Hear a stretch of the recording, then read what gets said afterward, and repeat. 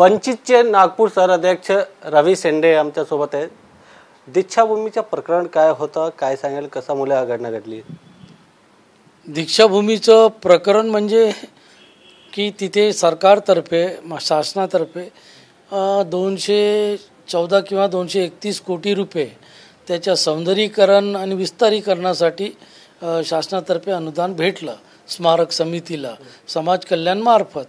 परंतु समाज कल्याणमार्फत ते भेटल्यानंतर यांनी त्या विस्तारीकरण आणि सौंदर्यीकरण करण्याचा जो मार्ग काढला स्मारक समितीने, तोच नेमका चुकीचा काढला. पहिल्या टप्प्यात त्यांनी सौंदर्यीकरण म्हणजे अंडरग्राऊंड पार्किंग आणि अंडरग्राऊंड ऑडिटोरियम याचा याच्यात पहिले पैसे गुंतवण्याचा त्यांचा कट दिसतोय मला. याच्यात सौंदर्यीकरण करायचं तर वर पण होऊ शकलं असतं, परंतु अंडरग्राऊंड पार्किंगमध्ये भविष्यात दीक्षाभूमीला याचे धोके निर्माण होऊ शकतात. लोकांनी सांगितलं, लोकांनी पाहिलं, लोकांनी अनुभवलं, त्यामुळे लोकांचा जनाक्रोश झाला. स्मारक समिती आता आपला त्याच्यावर एक्सप्लेन करते की आम्ही 14 ऑक्टोबर रोजी 5-6 महिन्यापूर्वीच 7-8 महिन्यापूर्वीच हे सर्व आम्ही जनतेसमोर मांडलं, परंतु ते अर्धसत्य आहे. कारण की त्यांनी एक क्लिप दाखवली होती, ते ब्ल्यूप्रिंट दाखवली होती याच्यावर काय म्हणतात स्क्रीनवर. ते अनेक लोकांना कळलं नाही, मोजक्या लोकांना कळलं. आपसातील मंडळी स्मारक समिती किंवा शासन आणि NMRDA यांनी मिळून ते सर्वात पहिले सौंदर्यीकरणाचे पैसे कुठे लावले तर ते अंडरग्राऊंड पार्किंगला. याच्यामुळे मग नंतर त्यांनी जेव्हा घोषणा जे केली की इथे अंडरग्राऊंड पार्किंग होणार आहे, आता स्मारक समितीचे काही जिम्मेदार पदाधिकारी हे म्हणत आहेत की अगोदर मेट्रोची पार्किंग आहे, असं आहे, असा संभ्रम आणि स्मारक समितीवर आरोप लावण्यात आले. परंतु ते खोटे आहेत. स्मारक समिती जे सांगते की मेट्रोची पार्किंग, आम्ही पहिल्याच दिवशी ते अमान्य केलं, कारण की ते मेट्रोची पार्किंग नाही, ते दीक्षाभूमीची स्मारक समितीची जागा आहे. परंतु तुम्ही सौंदर्यीकरण आणि विस्तारीकरण, बौद्ध धम्माचा प्रचार प्रसार कोणत्या पद्धतीने करता, तर सर्वात अगोदर तुम्ही अंडरग्राऊंड पार्किंग करता, ते खोदून टाकलं. आता त्यांचे तज्ज्ञ म्हणतात की बोधिवृक्षाला धोका नाही किंवा बाजूच असलेला स्तूप याला धोका नाही. मग मी तिथे त्या समितीमध्ये अनेक मिटिंगा झाल्या, अनेक बैठका झाल्या. लोकांचं मनात काय आहे किंवा लोक काय हे करतात, भारतीय बौद्ध महासभा, मी स्वतः समता सैनिक दल, आम्ही तिथेच मिटिंगा लावल्या बोधिवृक्षाच्या खाली 13, 14, मग 15 तारखेला स्मारक समितीला निवेदन दिलं की लोकांच्या भावना ह्या अंडरग्राऊंड खोदकामाच्या विरोधात आहेत. तुम्ही बाहेर कोणती म्हणजे सौंदर्यीकरण करा किंवा काही करा, किती कोटी खर्च करा, फक्त अंडरग्राऊंड पार्किंग नको. मी एक प्रश्न निर्माण केला होता की हे स्लॅब आहे, कोणताही स्लॅब असो, कुठेही असो स्लॅब, त्या स्लॅबची काही मर्यादा लिमिटेशन असते. काही वर्षानंतर ते डेमॉलिश करावंच लागतं. तर हे अंडरग्राऊंड तुम्ही 2.5 एकरमध्ये 2 एकरमध्ये जे करताय आणि त्याच्याखाली ते पार्किंग असेल किंवा ऑडिटोरियम असेल, वरून स्लॅब असेल, तिथे लाखो लोक येतात, लाखो लोक जमतात, अनेक वेळा जमतात, लाखो लोक तिथे चालतात फिरतात आणि ते पवित्र दीक्षाभूमीवर येतात. तर तुम्हाला अंदाज कसा बांधता येईल कवा हे पडेल आणि काय पडेल?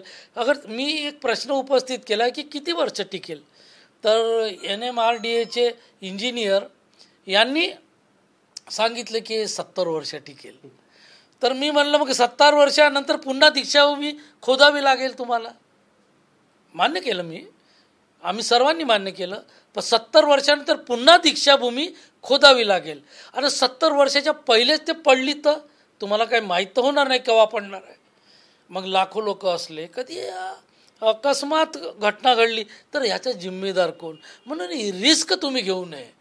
लोकांचा तुम्ही जे तुमचं नुकसान झालं आहे, म्हणजे आता तुम्ही 6 महिन्यापासून म्हणता आम्ही अंडरग्राऊंड कन्स्ट्रक्शन करून ठेवलं, आमचे 50 करोड नुकसान झाले. 50 करोड नुकसान होऊ द्या, चालेल. 50 करोडचं काम कमी करा, सौंदर्यीकरण कमी करा, परंतु ती खोदकाम केलेली जमीन 14 ऑक्टोबरच्या अगोदर लेवल करा, असं लोकांचं म्हणणं आहे. तिथे नैसर्गिक जे दीक्षाभूमी आहे तीच राहू द्या. बाहेरून तुम्ही किती सौंदर्यीकरण करा, किती पैशाचं करा, आम्हाला त्याचा काही विरोध नाही दीक्षाभूमी स्मारक समितीचा. फक्त भविष्यात होणारे धोके याची रिस्क तुम्ही घेऊ नका आणि लोकांनाही रिस्कमध्ये आणू नका, असा लोकांच्या भावना. या प्रकरणामध्ये तुमच्या विरोधात आता गुन्हा दाखल झाला आहे. काय तुम्हाला माहिती मिळाली आहेत? काय काय सेक्शन लावले आहेत? काय काय कशा प्रकारचे गुन्हा दाखल केले?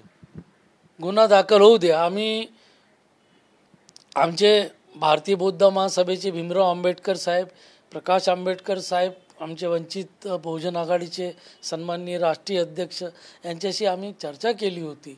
लोकांच्या भावना आम्ही लोकांसमोर 4-4, 5-5 वेळा गेलो. उर्वेला कॉलनी बानाईच्या हॉलमध्ये नागपूरमध्ये जे इंजिनियर्स लोकांचा हॉल आहे तिथे हजारो लोक जमले.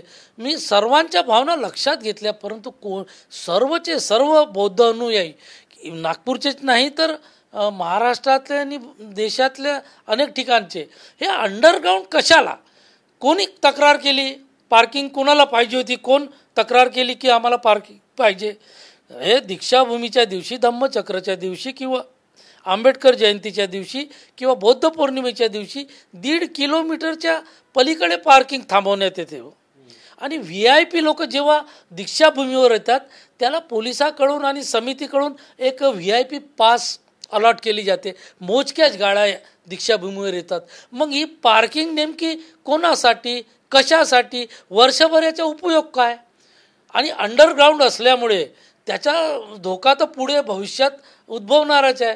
तिसरी गोष्ट अजून एक की तुम्ही आता जे 25-30 वर्षापासून स्मारक समिती दीक्षाभूमी आता विस्तार झाला, विकास झाला, लाखो लोक ये दीक्षाभूमीवर येतात, ते अनेक लाखो पटीने वाढले.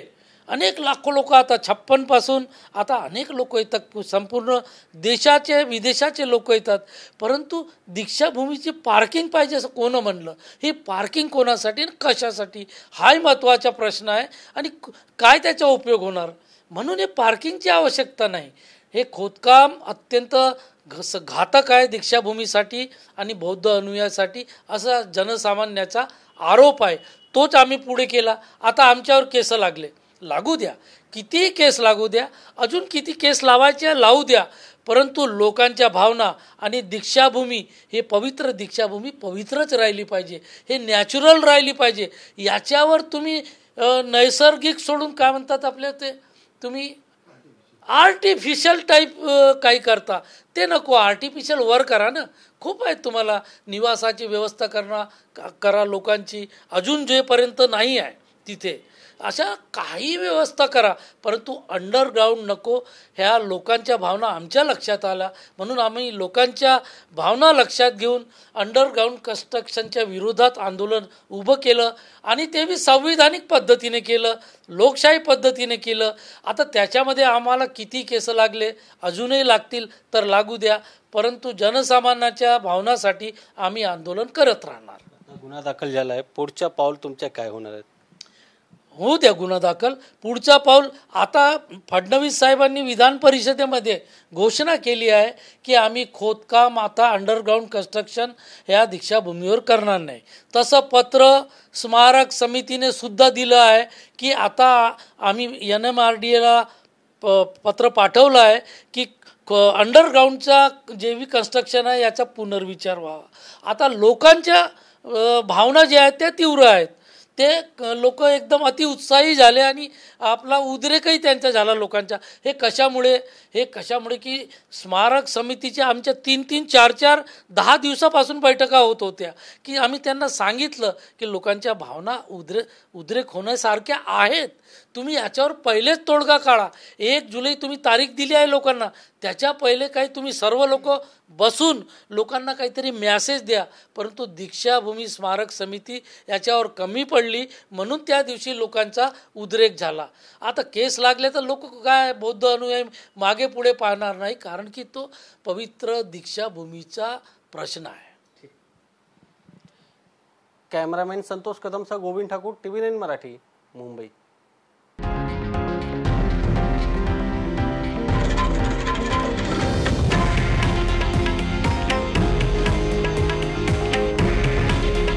हे आहे देशातील नंबर 1 न्यूज नेटवर्क आणि आपण पाहत आहात TV9 मराठी. काळजी तुमची, हित महाराष्ट्राचं.